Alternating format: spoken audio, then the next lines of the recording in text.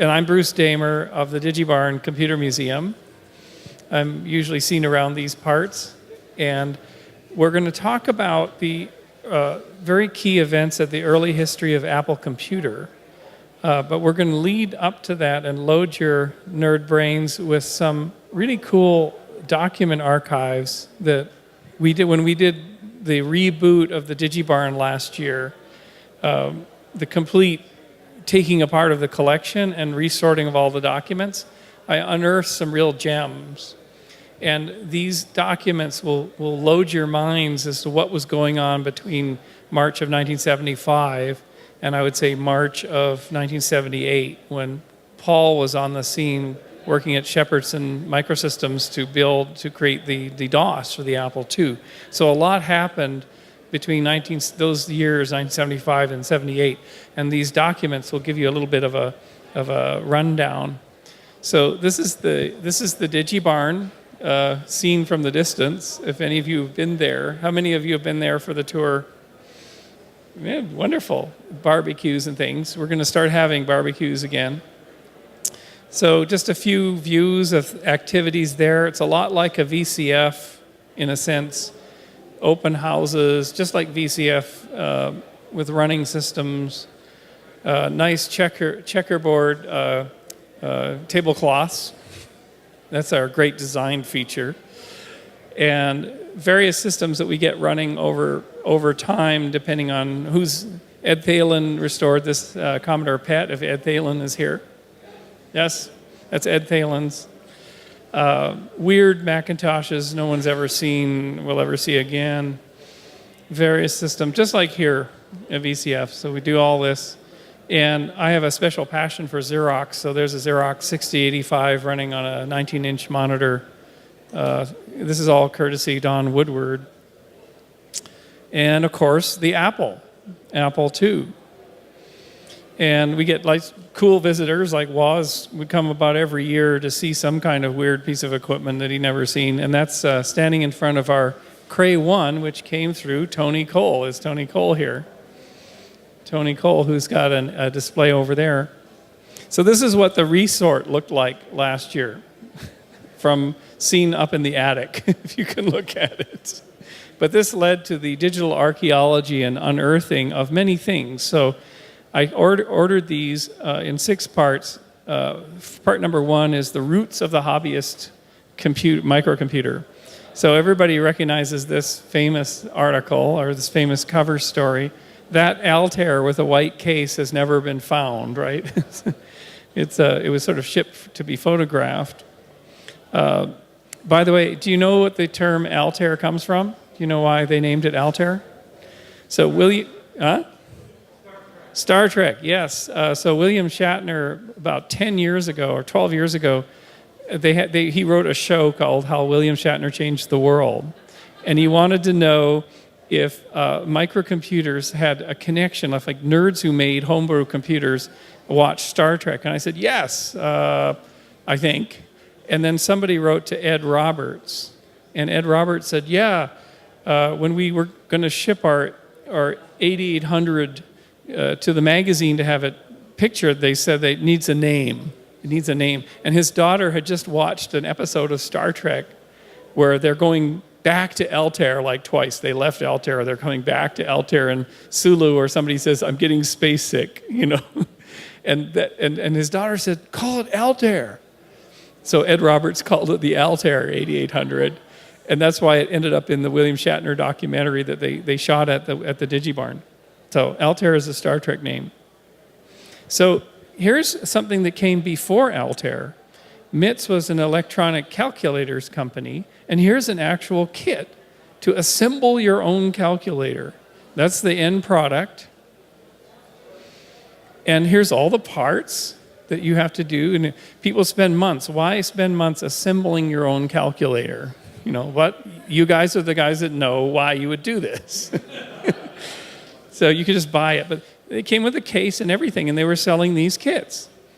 So when it came down to it, making a computer kit to assemble was not a huge jump for the company. And here's the original documentation for the Altair computer system. And I love this because it's called theory of operations. It's just like a Johnny von Neumann would write, right? It's crazy. And if you look at this, it says things like, what is a computer? It is a system designed around Intel's blah, blah, blah, blah. But what is a computer? Here's your schematic. There's the front panel control schematic. CPU and buffers. It's just all given to you. An introduction. Remarkable advances in semiconductor technology have made possible development of the most economical computer ever. Most economical. Logic. What is logic? Georges Boole, a 19th century British mathematician, made a detailed study of the relationship between certain fundamental logical expressions and their arithmetic counterparts. So this is your manual for your Altair. It's introducing Georges Boole. And then it's like, what are gates? And off. And it's giving you a course. A course. And there's like, and function truth table. We need truth tables today desperately, don't we? So, here's a hand-drawn, NAND gates, just kind of crazy. There's an exclusive OR circuit. When was the last time you guys, you guys probably did this yesterday, but the binary system, my goodness, computer programming, what is it? You define the problem, establish an approach, and you write the program. Flow diagrams, all that sort of stuff. Oh, flow diagram. We still do flow diagrams? I don't do flow diagrams. Retrieve the number from the second memory location, add it, and store it. And so, introducing high-level assembler language, mnemonic bit pattern. You get the picture. But this is literally the first thing. And here's the software agreement. To do any of the above, i.e. copy or distribute, without the approval of MITS Inc. will make you liable and open for MITS to take legal action against you, blah, blah. They made the attempt, right? And here's the MITS programming system 1 that you loaded in. This is before BASIC. This is before Microsoft. And there it all is. It's long, long descriptions. Here's the bootstrap from the cassette in Programming System 1. And of course, along comes Paul Allen, Bill Gates, and you have Altair Basic. And here's Altair Basic. Supplement. I love the 70s fonts, Letratone, Letraset, we love you. Introduction. Here's the Microsoft Utility Manual. Here's their big product, with the old Worm font. Remember the Worm fonts? From the 70s, a disco font. So, of course, what happened when Altairs were going out the door is all kinds of things started happening, like VCFs, conventions, user conventions. So here's a collection of the MITS magazines, if you will. World's first computer store. Did you know that it was Arrowhead Computer somewhere in, I guess, Southern California? Did you know that? It's after the San Diego Freeway. That's the world's first computer store. I didn't know that. Did you know that? It wasn't the Byte Shop. Altair Convention, just like what we're doing here. I guess it's Hyatt Ricky's or somewhere like that. There's the grand prize winner. Is that person in the audience? No? Computer Notes, which went on for 2 to 3 years before MITS tanked. There's graphics. By the way, there's a Commodore PET where you can watch Star Wars playing with character graphics. You got to check this out, just over here. But there's graphics. And then all these hobbyist magazines. There's the Data Bus. There's the Homebrew Computer Club newsletter, where at Call Computer, which was sort of a great ancestor or a descendant of what Paul worked on, which was the IBM Call 360. At Call Computer, they're describing here how the Homebrew Club is setting up online accounts where you could dial in and store your document, your whatever, at Call Computer for a certain number of pennies per month per byte. And was it Daniel Cockey? Somebody told me, right on a panel here about 10 years ago, we had we had Crunch in the front row. I wouldn't let him be on the panel, if any of you know why, So he's in the front row, and Daniel or somebody from the Homebrew Club points to Crunch and said, "You don't know this, but we hacked into your account at Call Computer, and we brought up your resume, and we put all your convictions in there." And there is Crunch going, the hacker was hacked, He never knew that he'd been hacked by the Homebrew members. So there's more Homebrew Computer Club news. Here's a really nice cover of very nerdy people, mostly with beards. Do anyone recognize anybody from that? Cartoons and hand-drawn things were like the thing of the day. Now, is that somebody that we know here? So there's a project in Northwest Computer News. Here's another project, David Sampson and his Altair system. So this is what was going on, 1975, 76. However, the user of this package should be careful not to hit backspace at this point. Another convenient feature of this terminal is the ability to do page ejection. So anyway, cartoons. So 2 operating systems. This will segue eventually to where Paul's going to come in. So CP/M, perhaps the original operating system to boot up. And this is the original digital research license agreement for CP/M coming out of the Naval Postgraduate School, Gordon Eubanks. And I found a source code from the Naval Postgraduate School as well, for Gordon Eubanks source code. So here it is, digital research way down in the Monterey Bay. Here's part of it. See, there it is, U.S. Navy Postgraduate School, Monterey, California, written by Gordon Eubanks. This is Basic E Interpreter, 1976. So this is sort of the tap roots of operating systems for microcomputers. There's somebody trying to explain something. Get on the microprocessor software bus, digital research ad, SuperMac, whatever that means. And then along came applications like WordStar 1.0. This is from Rob Barnaby, who wrote WordStar on this machine, which is at the DigiBarn. This particular weird-looking IMSI with a hole for a screen. I don't understand this at all. But he also notes that when he was coding WordStar, you had to be careful because if you had floppies in these drives, when this machine booted up, it formatted them. So there's like a sign. It's not a bug, it's a feature. So there's a sign like, beware, if you power this down, your disks are gone, the format. So 3, beyond the homebrew hobbyist newsletters and things like that, there were books coming out. And some of the books were really cool. Here's Hobby Computers Are Here. Are you ready? Are you ready for hobby computers? We're still not ready, are we? And there's a project, I think that's a Selby.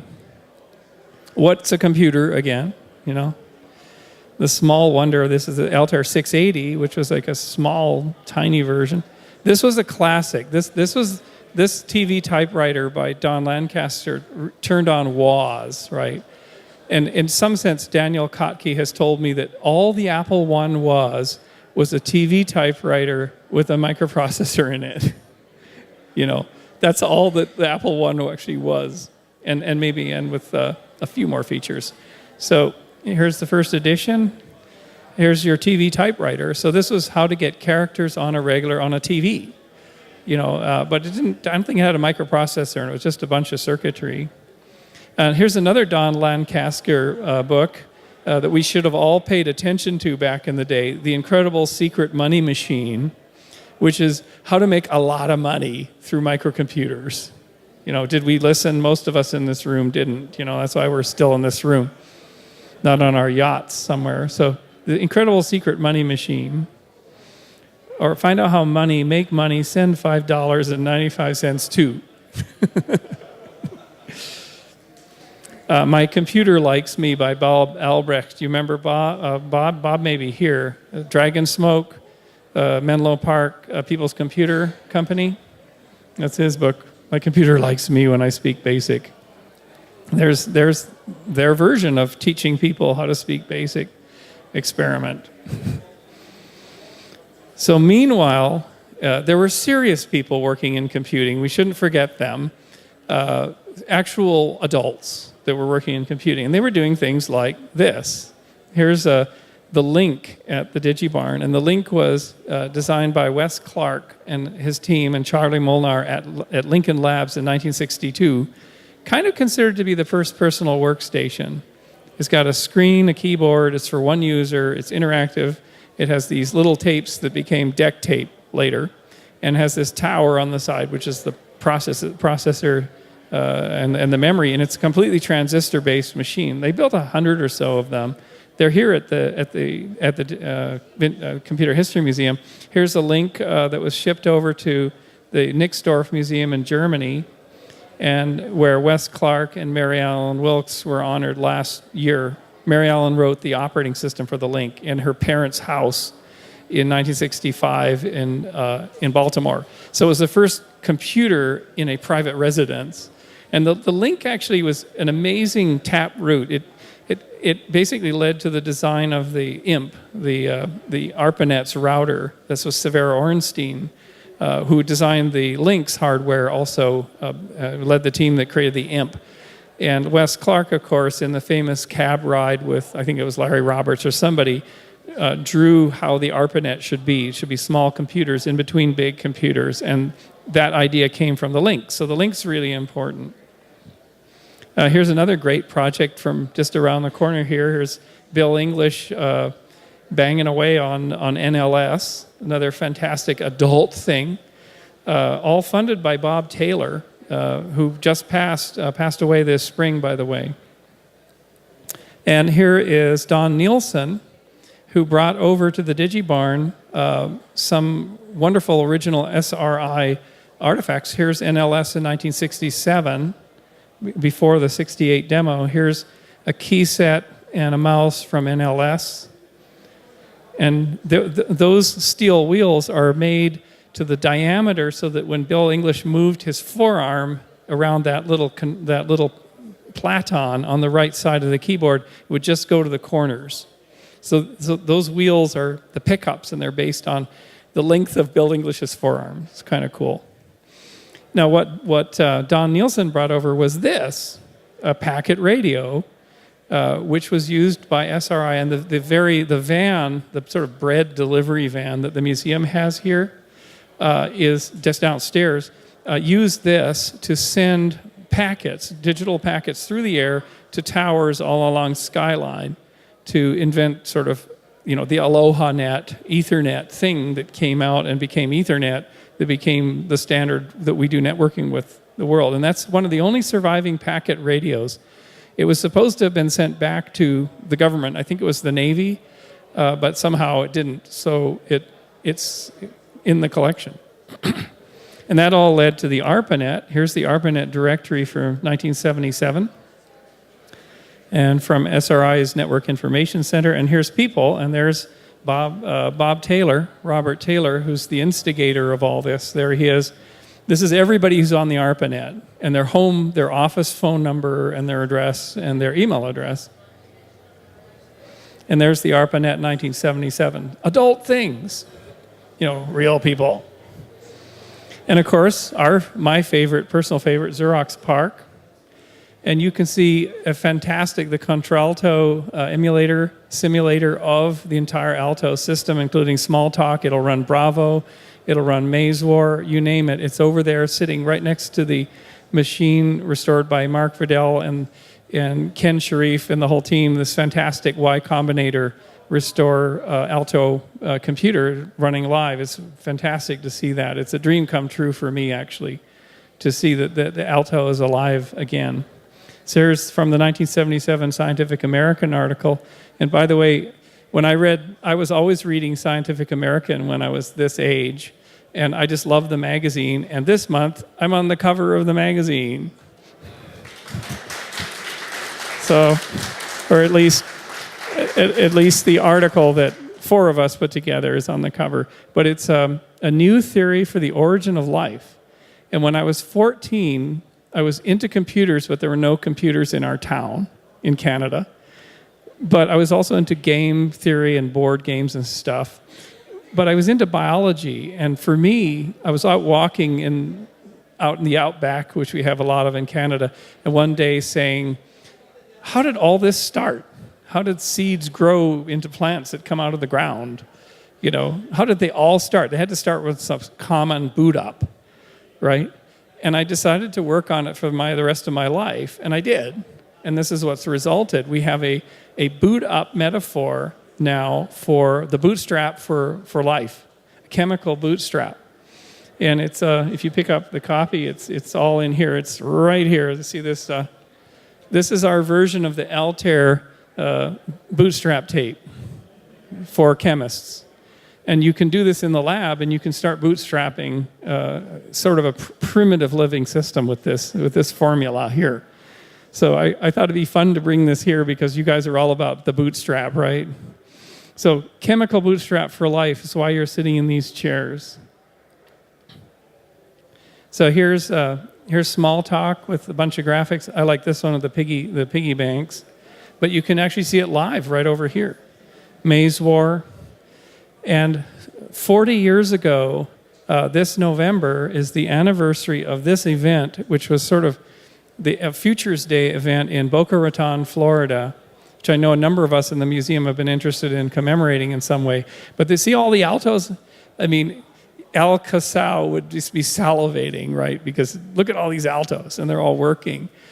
This was provided by Ron Cude, who was a service tech, and they literally built a complete network of altos, and all of Xerox management came through and saw all these applications in running live. And supposedly the legend goes that their wives, they were all men, their wives understood what was going on much more than the men did, because it didn't land. And Xerox came out with Star in 6085, but it never grokked. The upper management never grokked what they had invented at PARC. And there's people, these are people that are well known. So PARC produced all these so-called blue and white publications. There's Ethernet, there's PUP. So all that was going on in the adult world, but let the show begin. The hobbyists beget business. So this is a t-shirt from the first personal computing trade fair ever held. It was called Personal Computing 76 in Atlantic City, New Jersey. Anybody was there? You were there, yeah. Now, other people who were there included Steve Jobs and Wozniak and Daniel Kotke were given a table to show their little Apple I board with a TV and show it. And it was given to them by Stan Veet, who created Computer Shopper. This was his t-shirt from that show. So I brought this to the VCF some years ago, and Woz and Daniel signed it. But that was Stan Veet. At that show also, it's like July of 76, the Sol was introduced. And the Sol looked like a real computer. It wasn't a big steel box that you had to assemble. It had a nice keyboard like a mainframe terminal, and it was introduced, and it had actual real-looking documentation. This is Lee Felsenstein's Sol processor tech Sol 20.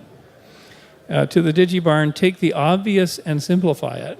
That's Lee. So the Sol kick-started this industry because the Sol sold 10,000 units, I think, by 1977. And it actually kick-started Woz and Jobs. Like, we got to do something. This thing's for real. It's a business. People are buying. And this is nice packaging. It was different than what they did with the Apple II. But we've got to get going. So here they are showing their little Apple I board, and then there's a big crowd around the Sol, that looked like a real thing. Like, oh my God, we're going to miss this thing. So they were ready by 1977 for the West Coast Computer Fair. $12, or if you prefer, a nickel more than $11.95. See the humor? Have we lost this humor? So it's in downtown San Francisco. Here's a Byte ad from it. People's Computers. We're different. No ads, no frills, all content. There's Bob Albrecht. Creative computing was getting going. And here's the organizers. There's Jim Warren there. Jim Warren's not here, I don't think, today. And here's these are homebrew club members that said, oh my God, there's computer shows starting and we don't even have one on the West Coast. common mythology might be that the West Coast Computer Fair was the first. It was not. So here's some ads. Frederick Pohl, here's some articles, robots you can make for fun and profit. We're still trying to do that. And here in the listing is a little company called Apple Computer. Between Anderson Johnson and Applied Data Communications. And they got the booth in the program, I just can't really see it here, right on the lower, there's like two of those little squares on the entrance. This is the old Civic Center. They had the booth there, and that's where Steve Jobs got their booth, right at front and center. So when you walked in, you saw Apple, and it was the Apple II was being shown. It was their answer to the processor tech Sol. You know, a real computer that has a real shape. It has a plastic case. It has, you know, a real keyboard, and it does color and everything. So they were kind of mobbed. They had a problem. They had packaging, but they still had this damnable thing called the cassette interface, which was very unreliable, and that was sort of a standard. They did not have a floppy, and this is where Paul's going to come in. But here's an Apple IIe. The basis for their desperation was lack of sales, because a cassette interface on I think the machines were like $1,500. It was a lot of money to buy an Apple II, and you just got this crappy cassette interface, lots of software on it, but it was like, hello. And other computers had floppies. The North Star Horizon had floppies. So over Christmas of 1977 into 78, Woz quickly sketched out and designed a floppy controller, and that's that thing on the right with only 8 chips or so. And it's like super simple. It's a typical classic Woz design. Because if you look at the floppy controller for the Horizon, it's 24 chips on one to control one floppy. This controls 2, you know, and because mostly it's done in software. And it's just, and because Woz didn't know how to design a floppy thing, he just came out of him de novo. Here's Paul, the very same Paul as we're going to be speaking with. During our oral history interview of 3 years ago, I think it was, Paul was contracted to write the DOS to operate, to allow an Apple II to run from floppies, to boot up from floppies, to have a file system, to do everything, so that it could be a real machine and it could boot up Apple. So this is a wonderful oral history on the Computer History Museum's website. Check it out. This is the listing. We brought the actual listings today of the 6502 assembler that Paul wrote, and we'll talk more about that later. Here's the contract. It's to Shepardson of Shepardson Microsystems from Steve Jobs. It's for $13,000 for an operating system, Apple II operating system, file manager, basic interface, and utilities. That's April 10th of 1978. And Paul delivered the first version in June of 78, which is really fast in my book as far as getting something done. So here's some, are these Woz's? That's Woz's handwriting to explain to Paul and his team where the read-write, actually, no, this is just memory addresses, right? But we'll talk about this later. And here's some of Woz's hand-relocated bootloader code. You can barely read that. That makes maybe your handwriting a little cleaner. And there's, I think this is Bill Fernandez's controller chip for the board. There's timing, the sector formatting, and just a few, before we start our conversation, just a few more looks inside Apple at this time. So here's a schematic for the parallel printer port of the Apple III. There it is there. This is a few things I dug up during the reboot. A schematic for the super serial card for the Apple II. There. Here's your software before floppies. Here's a whole set of Apple II software. Alignment test, cassette, Star Trek, infinite number of monkeys. This is a classic cassette that I just love that was sent to me by a friend because it tells an amazing story. Look at this carefully. What it shows you, this is an AppleSoft Basic release on cassette, but Microsoft's BASIC for the Apple II before there was BASIC in ROM. But it's stamped. You'll notice it's stamped by Microsoft in Albuquerque, New Mexico. When they were still in Albuquerque, it's then sent to Apple on probably Bandley Drive. I guess Daniel Kotke would know. And then they stamp it AppleSoft BASIC and sell it. So this is like an embodiment of the relationship between Apple and Microsoft right here. And at this time, somebody told me that if you picked up the phone and called Microsoft, Bill Gates picked it up. And if you called Apple, Steve Jobs picked up the phone in this epoch. So here's when we come into the actual floppy disk era for disk 2, and then things happened after that. These are disks for the Lisa, the fileware system. Suite 16, the 6500 Dream Machine. This was 6502, 16-bit like emulator that Woz wrote. Here's an Apple II order form. Here's the last computer that Woz had anything to do with at Apple. It's the Apple II GS from about 1985, and he signed it at the DigiBarn. You'll notice the signature that's embossed on the original has not changed for his current signature.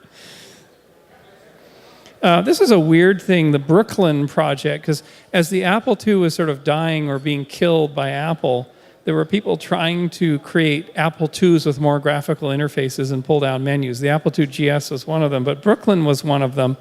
And they even had a prototype 16-bit 6502 that was used in this Brooklyn, which was supposed to be the Brooklyn Bridge between the Apple II and the Macintosh. Proposal for... Yeah, that's just Apple III things. Oh, this is from Bill Goldberg, who's sitting right here. This is a Note Service Engineering in '84 beta test of the Disk 3 acceptance program. So Bill could explain more about that, or not. So here's a testing program from Bill, super serial card for the Apple III. And just jumping on to Apple's history after the Apple II, here's John Sculley coming into the company from drinks to software. And there's Steve just before he left the company, or was somehow pushed out. This is during a Lisa event. And then, of course, Apple's comeback. Apple's always making comebacks, right? And where did it go in the first place? But look how young they look. John Sculley and Steve Jobs, incredibly youthful. The Bandley Shuffle, this was an internal publication for Bandley Drive. There's a bunch of Bandley Shuffles. And this is a wonderful little thing. This is the artist Foulon, the French, or he's a Belgian artist, I think. This is the first, maybe it's the second actual logo for the Macintosh. So they had an initial one that is a man's in a Macintosh in boots. And they're imprinted on the early boards for the Macintosh before production. That was sort of a logo type, or a logo for the Macintosh. This is a candidate for a Mr. Macintosh. This is be the face of the Macintosh. And there's a few of these pins around. And speaking of pins, that was Apple's. It was a pin-based, T-shirt-based culture. So I really love these things. Support the revolution. Are they still supporting the revolution? Actually, they are the revolution, I guess, in a way. HyperCard. Look at this one. Apple, Napa happening. Somebody scratched out and said, screw job. What was that the end of the Apple II or something? I don't know. I'll put your mind at ease. Does Apple put your mind at ease? Yeah. Apple II, the most personal computer, Genuine Plush. I don't know what this refers to. It's back. Ship it. That was an expression I think that might have come from somebody else. And there's an original cardboard Apple pen, Apple II forever. And of course, this came and went. The Lisa. This is an interesting internal document, the Lisa Alpha Manual, hand-drawn for the Lisa. That popped up.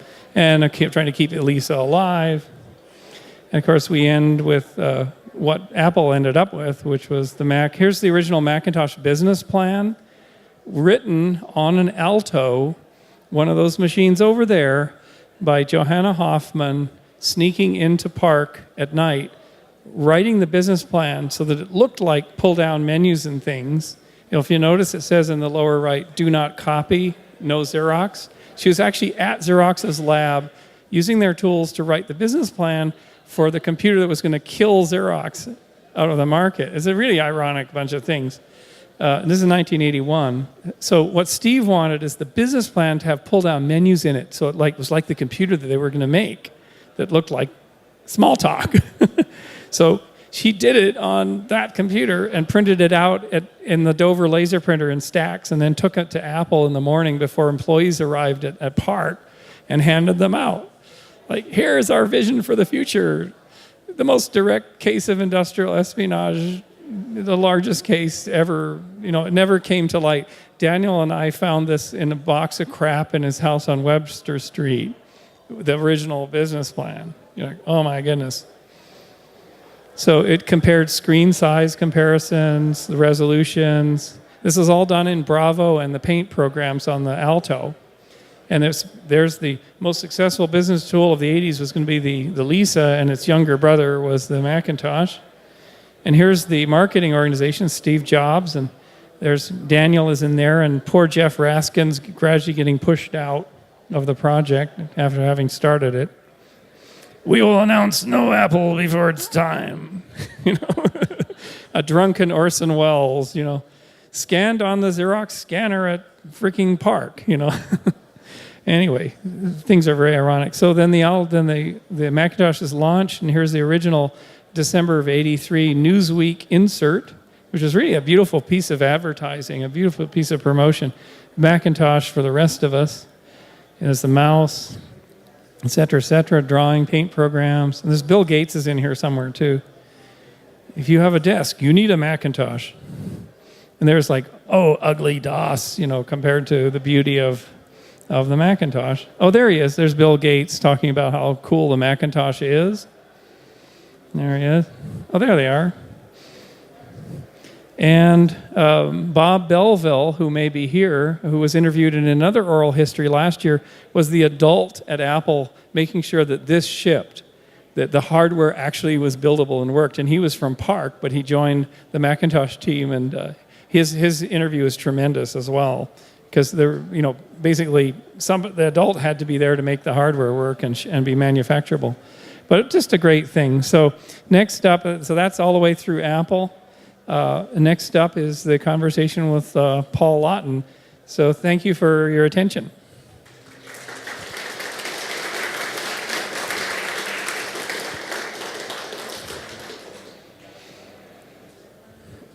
Okay, are you live? I am live. He's live. Well, I'd like to start, I think, by saying just how did I get into this Apple Disk project? And it goes back to my time at IBM. I worked on something called Call 360. It was a nationwide time-sharing system. And we had 5 360s servicing the entire country. That meant that anywhere in the country, if you had a ASR teletype or an IBM Selectric motor or terminal type thing, you could dial a local number and write a basic program, PL1 program, Fortran program, and run your program, and so forth. So we had 5 360s doing this, and each 360 would serve about 200 people. So these were, like I say, nationwide, servicing over 1,000 customers. And this operating system that I worked on was very complex because you had to handle 200 customers at once and save all their files and serve them programs and so forth. So I had worked on this for 10 years. Now, this was very much like having a personal computer. You had a terminal. You could do all the things you could do on a personal computer. Well, personal computers started coming on the market. I got mine about 1974 or so. It was called the Kim 1. So I got a Kim 1 and started working on it and writing assembly language interpreter actually on the 360. And then just gradually getting into it. And I figured that, hey, personal computers are coming and they're going to kill time sharing, what I was doing. So I quit and I became a contractor for small microprocessor companies. So I was doing a job for Apple. I was actually writing a BASIC for Apple as a contractor. And during that time, Woz came in and showed me the design for his disk drive controller. And I was just blown away by the awesomeness of it. And so as he was talking about it, he was acting kind of depressed because he was told by Jobs and others, Woz, you just can't do the hardware. You've got to do the operating system. Well, he was saying, I don't know how to do that. You know, I can have some guesses. And he actually called in the guy from DRI to contract or consult with him, but he really wasn't any help. So he was explaining this to me, and I said, Woz, I know how to do this. I've done operating systems for IBM for 10 years. So it ended up that Jobs and Woz hired me to write the disk operating system. So first question, given the fact that you couldn't really load code into the Apple II, where did you write the DOS first, and how did you get the code into the Apple II to talk to the floppy? Well, we had a microprocessor that was built by National Semiconductor. It was called a COPS. And this took punch cards as input. So I would write 6502 assembly language in punch cards. We would run it through the COPS. The output was paper tape. Now, Woz created a card to interface a paper tape reader to the Apple. So I could take my paper tape output, run it through Woz's card, and load this program into memory. At that point, I would do debugging and so forth. So that's basically the way it worked. And with your experience in all these microcoded operating systems, when you initially sort of saw the challenge, did you see the whole design in your head? Like, oh, I know what to do. I know how to lay this out, because that letter of April of 1978 versus June 6th of 1978, and where you actually delivered the first version, that's not a lot of time. So I'm wondering, going through all the cycle of punch cards and paper tape generation, and how on earth did you get it done in such a short period of time? Well, it really wasn't that big of a job, actually. But like I had told Jobs and Woz, I know how to do this, because I had done it for 10 years. So I knew exactly what was going to be needed. And this really is not an operating system as such. It's what I call a file management system. An operating system has much more. Interface to a keyboard, interface to the screen, and so forth. Well, all that was done by Woz in the Apple II ROM. He had the keyboard interface, he had the screen interface, and so forth.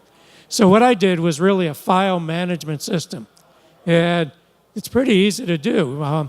You just got to find a way to organize the disk, keep track of the sectors, and so forth. And so pretty easy to accomplish. And I think during our original interview, you were commenting that you were making more money as a contractor than any of the guys at Apple, so you thought it was a pretty good deal at the time.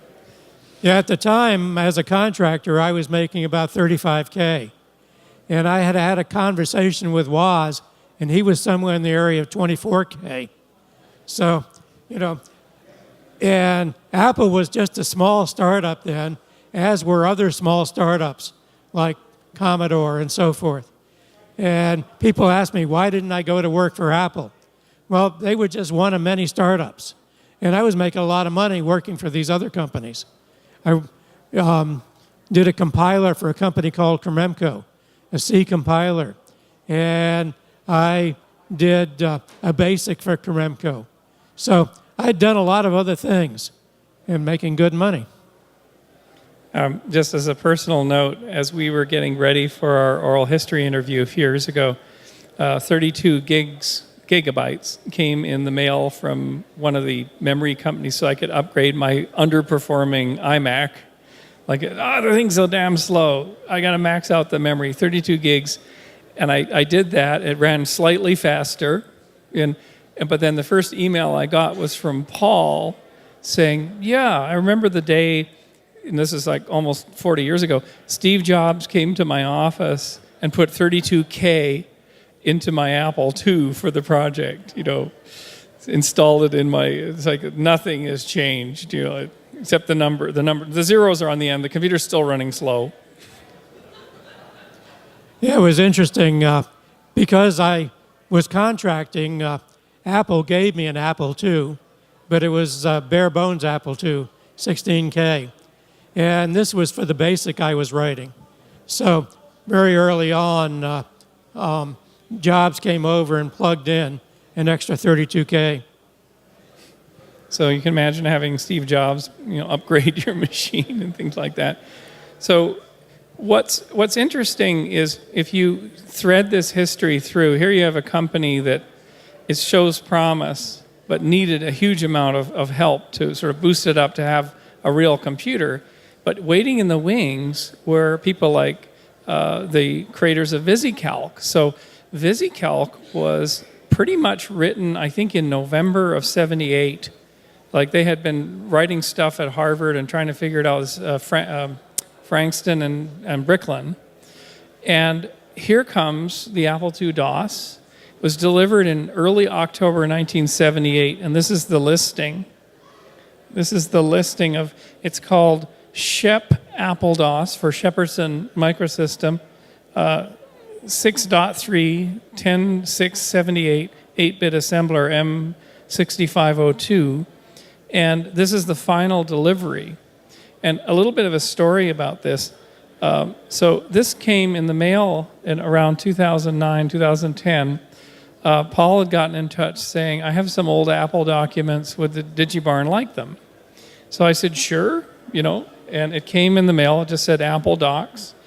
And I was in the middle of my PhD, which was working on the origin of life question. And so I didn't open it. And a year and a half later, I finally opened it because I was just so busy. I defended my thesis in Ireland, of all places. And I started looking through it, and I was like, oh my goodness. I mean, these are fundamental documents on the history of Apple Computer. These may be the most important software documents for the history of Apple, because it's not just the two listings. You provided two listings. One was the June '78, and this is the October '78 listing. But in there were 1970s copies that obviously Shepardson had of all the agreements. So here's one I put on screen. Here's a copy of the system sort of contract, the $13,000. This is the one that's actually called system contract. Now, when I show this to attorneys today in this business, they're like, whoa, that was it. That was it. And the funny thing, showing this to Daniel Kotke, you can see that Steve Jobs has written SJ twice. One, because he used a fountain pen and ink came out and splattered on the paper, and he would have said an expletive and picked up a regular pen and signed it again, according to Daniel. But that's sort of a bit of Steve Jobs. And these letters were just so interesting because, I will, here's Steve Jobs. I will attach, implement the following changes to the DOS. So these are change orders. Here's one from Steve Wozniak, $500 for 2 changes. That's a lot of money, actually. Really? Yeah, we tried to milk it for more as we went along. So here's an Apple DOS modifications by 623. So this is after the first delivery. And can you comment about these? Well, what happened was I made a delivery to Apple and didn't hear from them for a couple of months. And then one day they called me and my wife over. My wife also worked on project for Apple. They called us over for a meeting. And what they wanted to do was they were getting ready to release the DOS, and they wanted a few things fixed. And so they wanted them fixed right now, after they hadn't talked to me for a couple of months. So this is the agreement that I wrote up. I think this is my handwriting, about what I was going to fix for them right now.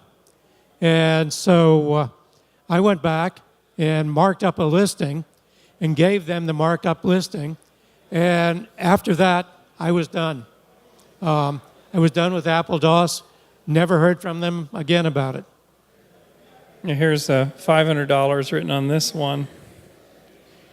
So you never heard from them again. Never heard from them again. So what was interesting was what we decided to do. So I got in touch with CNET. My friend Daniel Turneman did a big story on the $13,000 operating system that booted up Apple. Because look what it created. It created a very, very wealthy company. In a sense, without Paul's work, diligent work, and doing it right the first time, really, Apple probably wouldn't be here. You know, they were missing a key skill set that Paul brought to the picture. One point was that when Bricklin was doing VisiCalc, he was waiting for a company to have a disk drive and an operating system. And so it was actually having that operating system that allowed VisiCalc to be on the Apple first. And it was many, many months before somebody else came up with a disks for personal computer. And during that time, VisiCalc took over the world. Yeah, VisiCalc was the first reason that many small businesses and large businesses bought personal computers. So Bricklin or Frankston told me that they would do demos of VisiCalc on the Apple II, and accountants would burst into tears. They would burst into tears saying, this would take me weeks. You know, for them it was the greatest thing they had ever seen in their lives, you know, better than the birth of their first child, better than, you know, so they had to have it. And so Apple IIs, I remember being at companies that had all IBM, and suddenly there's these weird machines appearing on desks all over IBM Big Blue accounts. And that's what woke up the giant. Like, we got to start doing something. You know, and that's where the IBM PC project got kick-started, really, was seeing all those Apple IIs running VisiCalc on people's desks. Yeah, not only did the accountants love VisiCalc, but ordinary workers, say engineers or marketing people who needed something from the accounting department, they would give them the problem, and the accounting department might come back a week later with the answer. Well, with VisiCalc, they could do it themselves. It kind of freed them from the tyranny of the accounting department controlling things. So that's another reason why it spread so quickly. So what we did with these documents, I got in touch with Daniel Turdeman. He wrote a big story for CNET. And then Len Schustek of this museum got in touch and said, let's work together. So we did. So we decided to bring the listings down, and a very careful conservator scanned them without bursting them, because we didn't want to destroy anything. And so she patiently, on a flatbed scanner, carefully, without affecting the perfs, got both listings in. Then Len tried to run OCR on it, didn't work. So we ended up, Len hired us a team to hand code the listing back in, and we did the 1978 October listing, which was the final to Apple, and hand coded it. Then, this was the trickiest part, to go through Apple Legal, right? Okay, so were any of you involved in the case with Apple trying to get the Paint program on Apple Mac Paint to be the source code to be released? It took 5 years. 5 years until Steve heard about it and freaked out at the legal department, and it got done in a month. So we knew that in order to get permission to release this, is still copyright, still property of Apple Computer, we had to do something quite well skilled. So basically, I wrote to Woz, I said, Woz, okay, you're on board with this thing, right? Okay, I need you to write the following email, send it to this guy named Bruce Sewell, who's the chief counsel of Apple. He has like 1,000 attorneys that work for him. And there's a particular Tuesday morning when there are moles at Apple who know when he will sit at his desk. These kind of attorneys are very habitual, right? He will sit down at his desk at 10:04 a.m. Your email is to then arrive on his iMac. Then Len Schustek arranged for Mike Markkula to send an email that would follow Woz's email by seconds or something like that. And Woz's email said, I gave this away in 1982, or at some meeting or something. I gave away the source code, which, has no legal bearing whatsoever. But basically saying the co-founder of the company, I wish to have this released to the public domain for scholarly work. It's the longest email I've ever seen Woz write. It meant a lot to him to do this. And then Markkula's email was basically saying, was he chairman of the board or something at the time, said, I would like to have this done, please. So Sewell basically took it as an order, a direct order, and he turned to another computer and he wrote the release letter. And we got it after lunch. He didn't even bounce it off his group. And it's like we all did high fives through the air, through cyberspace. Like, we just did it. We just nailed this thing. And so then the source code could be published for, there's Daniel over there. The source code could be published for online, and then another team built it, they assembled it, got the binary, and then another team, as far as I understand, took the actual DOS 3.3, and we'll ask you why it's 3.3 in a second, and they disassembled it so they could compare it line by line with the 6502 assembler to see what changes Apple did over your code. And we just really high-fived it when we met again, because we did a really good digital archaeology and restoration of this really important piece of work, and it's all thanks to you, Paul, for kicking this off. I didn't realize all the effort you guys went to. Yeah, nerds will do what nerds do. So what time have we got? How much time have we got, guys? 2 more minutes? 12:30. We have till 1, I think. Don't we have till 1? There's no officials here, so we can keep going. Oh, it does. Oh.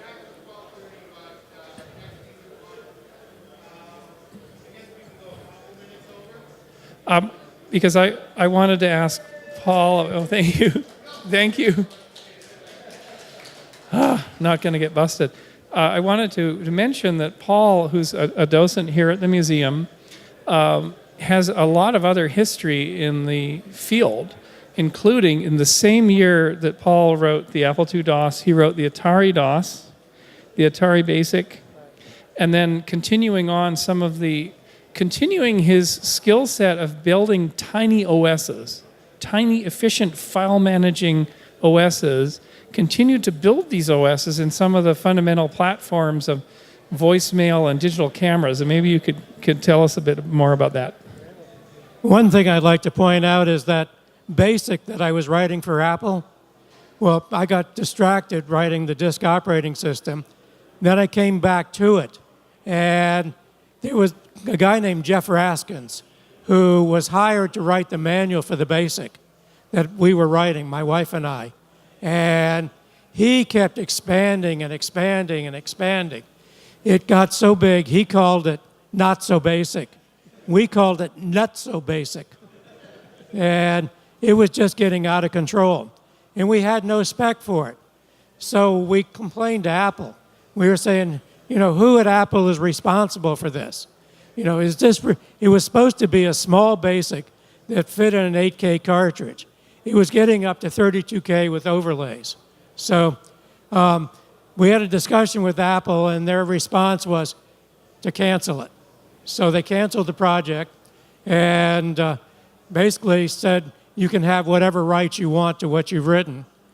So around that same time, within a matter of days, Atari came in looking for a BASIC for their Atari 400, 800. And we said, sure, we know how to do that. And they said, well, we really need it fast. And so we agreed that for an April delivery. This was in October. And so we agreed for an April delivery. And they wanted to make sure we deliver it. So they wrote in a penalty. It was like $1,000 a week if we were late. And we said, okay, if you're going to do that, we want $1,000 bonus if we're early. So I had most of the code already written. And so we had the contract in October. I delivered to them in December. So if you can calculate the time between April and December, I got a lot of money. So, do you, given that Daniel, do you remember sitting in the booth at the Good Earth when everybody was meeting about the DOS? Do you have any recollection? You missed the meetings? You were in the lab, okay. Daniel's another first-person reporter here. I didn't know anything about DOS until it actually... Turn it on. Turn the mic on. Hello, it's on. Hello? Anyway, I'm sorry. I didn't know anything about DOS until we were shipping it.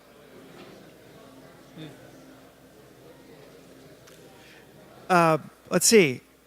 A question I had for you, Paul, is so a key part of Woz's design for the floppy was using group code and using the 6502 to do the conversion from, 6 bits to 4 bits, right? There were 6 bits coming off the floppy, which got a table lookup to 4 bits of data. Is that right?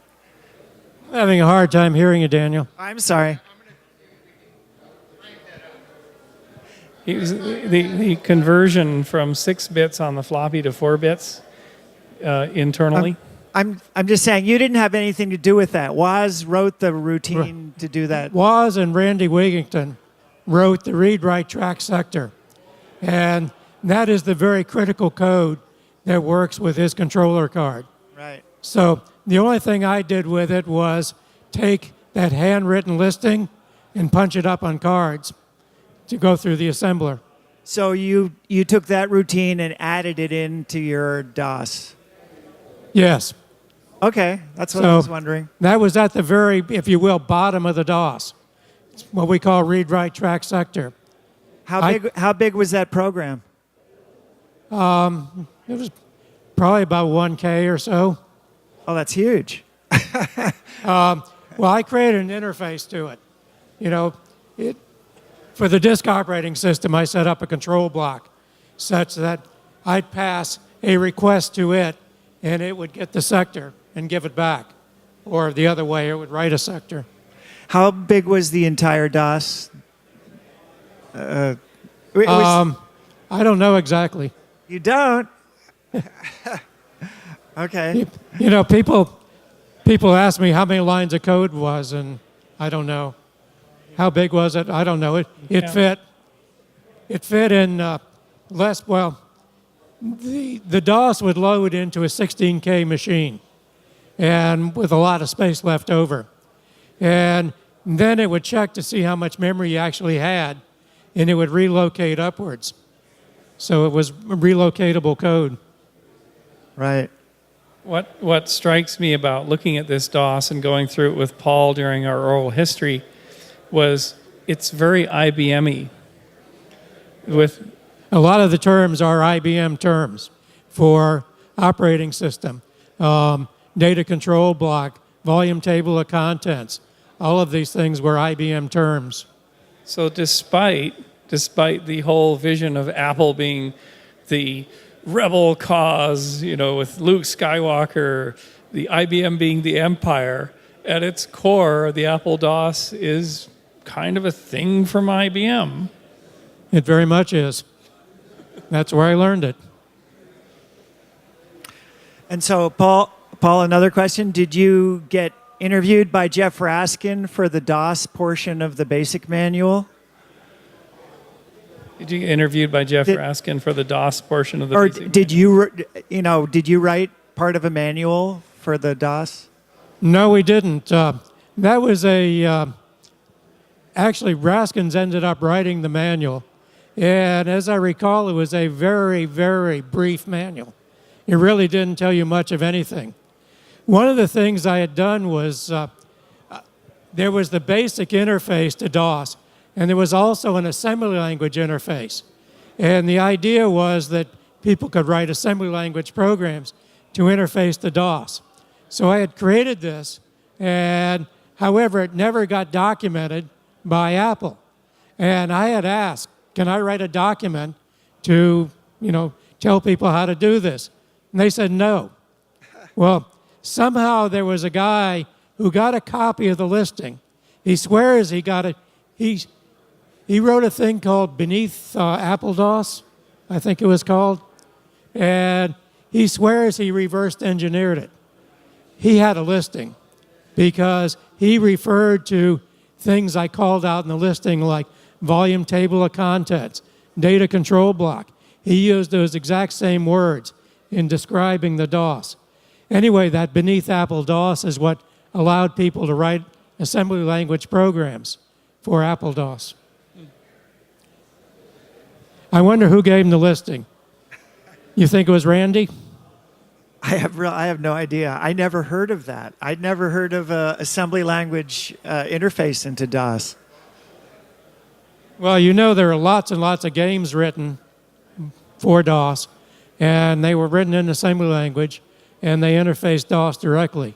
Right, of I've course. talked to game programmers who got the information out of Beneath Apple DOS. Right.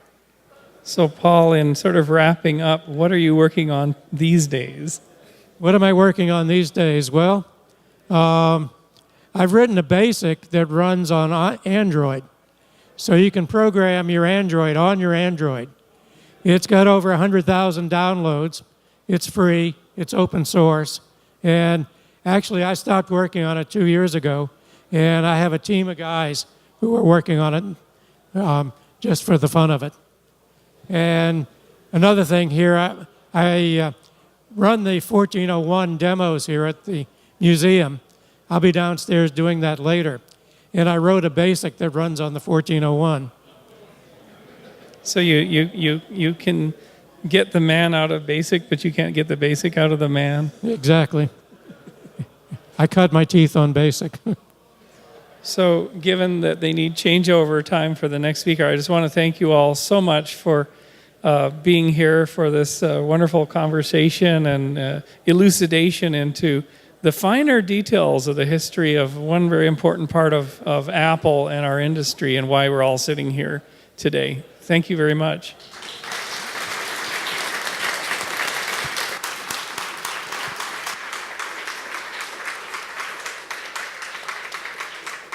I just want to remind everyone, if you are going to do any of this social media stuff, those of you who know me, I'm Corey Cohen. I don't do social media. You should use the hashtag VCFWest, please, just so people can find it. Thanks very much.